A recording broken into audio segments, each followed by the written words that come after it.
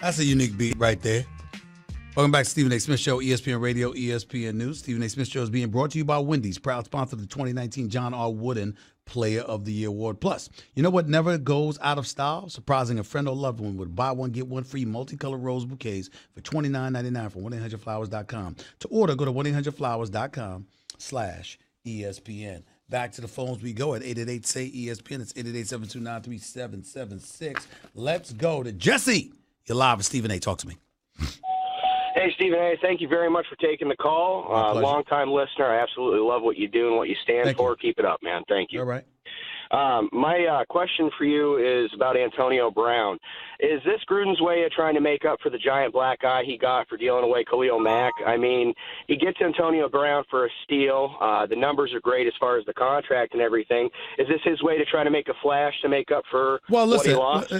What kind of a question is that? I mean, think about it. What do you mean is it his way of trying to make it? Is it a good deal or not a good deal? Who gives a damn what the intent was? Is it a good deal or is it not a good deal? Why do we worry so much about agendas? What's the outcome?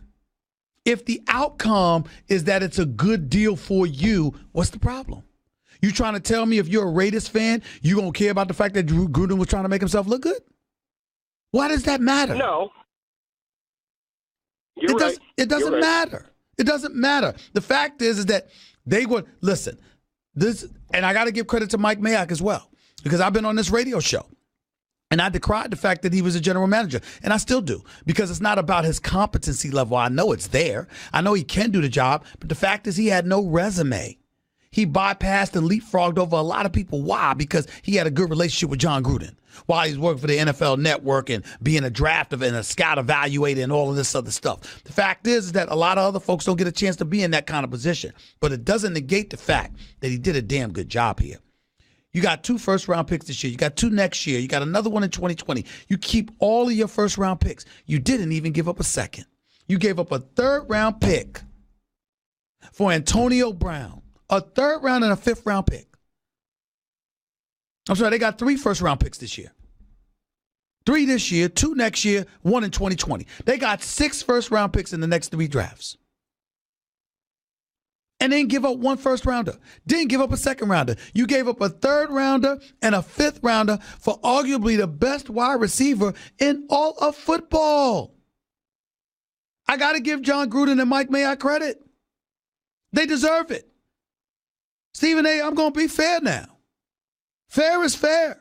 And by the way, speaking of fair, Charlie Casserly suddenly reversed his position on Kyler Murray. Suddenly, Kyler Murray's a better prospect than Patrick Mahomes was coming out of college. Suddenly, Kyler Murray could be a starting quarterback in the NFL. Suddenly, Kyler Murray can do these things. In fairness to Charlie Casserly, bringing up my man Max Kellerman's point, today on First Take, which airs every weekday morning from 10 a.m. to noon Eastern Time, 7 to 9 a.m. Pacific, Max Kellerman pointed out how Charlie Casserly was simply answering a question when he went off in that diatribe last week about Kyler Murray that I called him on the carpet for. And how it's not really about a 360. He was answering one question, talking about what the scouts told him. Yesterday he was giving an evaluation. Not so fast. I disagreed with that. The fact of the matter is, Charlie Casserly last week could have said exactly what he just said about Kyler Murray. He could have sat up there and said, listen, ladies and gentlemen, this is what I saw from him coming out of college. But this is what the scouts at the NFL Scouting Combine or NFL officials at the NFL Scouting Combine had to say about him, which were very shocking to me because there's nothing in his collegiate career that would indicate such harsh things to be said. He could have done that, particularly when Lincoln Riley, the coach of Oklahoma, came out and said, Charlie Casserly never spoke to us. He never spoke to anybody on his staff. I don't know what the hell's going on. He could have done that, but he didn't. Instead, he spoke as if the folks at the scouting combines word were gospel and put out this stuff about Kyler Murray. Now, I don't know Charlie Casserly personally. I respect him. I respect the fact that as a GM for the Washington Redskins, he was a Super Bowl champion in 1991, although the last 11 years of his career as an executive, he had 2 playoff appearances, and he drafted David Carr. who, by the way, is doing a good job on the NFL Network. The fact is that Charlie Casserly could have couched it a bit better, particularly the way black quarterbacks historically have been stigmatized. He could have done a better job of that. He almost seemed joyful in giving out that harsh critique about Kyler Murray last week. And it was incredibly inaccurate. Leadership issues? Watching film? Really? Come on, y'all. Come on now. Stuart, talk to me. You're live with Stephen A. Oh, yeah, how you doing, Stephen A? I want to talk to you a little bit about the Lakers and the elephant in the room that nobody's really addressing, how our front office is just terrible. And I just want to see what you thought about it, because it's like the move that Magic and Rob Pelinka are making don't make no sense. We let Brook Lopez walk for the same money we gave Beasley. We gave Rondo the same money we could have gave Julius Randle. And it just proves, I think, it's just because – I mean, when the Lakers lose to the Knicks and the Cavaliers within the same week, I believe we should have made some kind of spark firing Luke Walton, because I like to compare this situation to the Jeff Fisher effect in football. Those players not developing under Luke Walton. You kind of see. Stop right there. Stop right there. You had me until you said that. That's not true. Luke Walton improved by 8 games his first 2 years in the NBA, and by Christmas they were the number 4 overall seed in the Western Conference. Things fell off the rails when LeBron James got injured. There is no doubt that Magic and Pelinka could have done a better job this year. There's no doubt about it. You're not going to get anybody. You're not going to get anybody to defend that. There is no doubt that Magic, who's only in his second year, along with Pelinka, they're 2 relatively young dudes at this job. That's what the situation is. One of them should have been more experienced. The fact that they're together is the issue that you have here, and that's what's problematic about it. Yeah, that's what I mean. It's just like they want to stand in the tunnel and look at the game. They want to be noticed, but it's like no, I can't say Magic wants to be noticed. That I can't accuse him of, because some people have said he should have been around more. He should be around more. To be on the scene. And if you're out in L.A., I assure you, it's not a comfortable environment for Rob Pelinka to be in right now. So him standing at the games is not an easy task. I'm not going to proclaim that. I know that they want to win, and I know they're going to try to win. And I know my man Magic Johnson is going to do everything that he can. I think that he's not going to admit it. He's caught in a bind.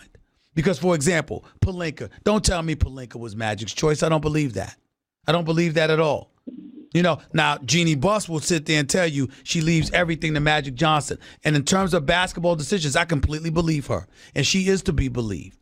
But I think some of the personnel, like, for example, he inherited Luke Walton, and even though Pelinka came with him, I think to some degree he inherited Pelinka, because obviously Pelinka and Jeannie Buss have a very close relationship because of Pelinka's relationship with Kobe over the years, and how Jeannie Buss is fixated on Kobe Bryant remaining a fabric of the Lakers franchise and the Lakers organization. Kobe means the world to her. She loves him. And so when you take all of those things into consideration, there is no getting around that. That might have had something to do with why Luke Walton and Pelinka are still there. Now, they say that Magic has a good relationship with Pelinka, and I guess we got to take them at their word, because they always standing together. They seem pretty cool to me. They were at the colleges scouting. They were watching the other day that kid from Murray State, if I remember correctly, or actually, I'm sorry, Marquette Howard. They were watching him the other day. I get all of that. The flip side is that you hear these stories. Pelinka's around the Lakers facility asking, where's Magic? Where's Magic? Knowing that Magic is not there to bring attention to the fact that Magic is not around. That may not be fair to Rob Pelinka, that I am saying that. I'm not saying it because I don't know. I'm telling you that people in L.A. are talking about this stuff inside the Staples Center while the Lakers games are going on. Now, either somebody's telling the truth or somebody's lying on them on purpose. Either way, you got problems. Brandon Ingram, father complaining. Lonzo Ball and whether or not he taped up his ankles the day that he got the ankle injury. Magic and Pelinka's relationship. Jeannie Buss calling out the media, fake news, sounding like Donald Trump. I mean, all of this stuff that's going on. Luke Walton, days are numbered, and oh, by the way, he's going to be the next coach at UCLA. Accurate or not, these are the kind of things that are being said. This environment is tantamount to Jim Buss when he was running the Lakers, not Dr. Jerry Buss. And that is your problem. You got to fix it. You got to fix it. And that's what Magic's got to do. Magic has got to change this culture. Can't be Jeannie. Jeannie got to leave him alone like she says she is. You got to leave Magic alone. And if Pelinka's that guy, fine. If Magic wants Pelinka gone, she got to sign off. If Magic wants Luke, she got to sign off. Because this is all riding on Magic Johnson.